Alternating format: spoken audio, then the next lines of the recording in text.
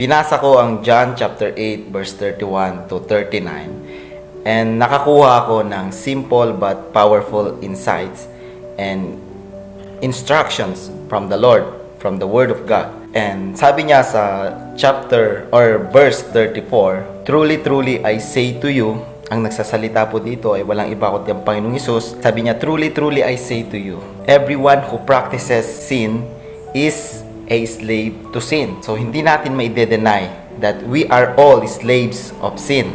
But, sabi niya sa verse 36, "If the Son sets you free, you will be free indeed." But how? Ano yung magiging tugon natin para tayo ay palayain? Yung sinasabing Son doon, walang iba kundi ang Panginoong Hesus. Sabi niya na, set us free. Kapag pinalaya daw tayo ng Panginoong Hesus, tayo ay tunay na malaya. Kapag binasa natin yung 31 to 39, may mga instruction doon na kailangan nating gawin. Background check lang na ang kausap ng Panginoong Hesus dito noon ay yung mga Hudyong naniniwala sa Kanya. Take note, Hudyong naniniwala sa Kanya. So, hindi lahat ng naniniwala, ay ganito yung ginagawa. Una, kailangan kilalanin mo siya intentionally.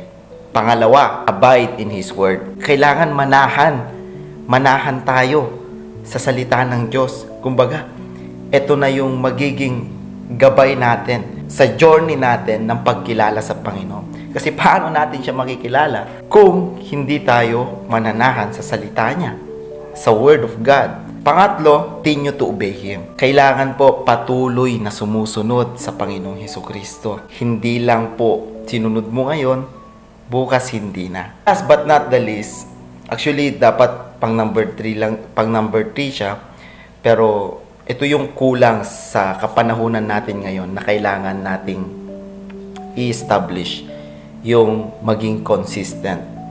Hindi lang isang araw ang pagsunod sa Panginoon, pagkilala at pag-abide sa Kanyang salita. Hindi lang isang buwan, hindi lang isang taon, isang dekada, kundi sa tanang buhay natin, for the rest of our life, kailangan continue to obey God. Kung gusto nating maging tunay na alagad ng Panginoong Hesukristo, kailangan tayong maging malaya.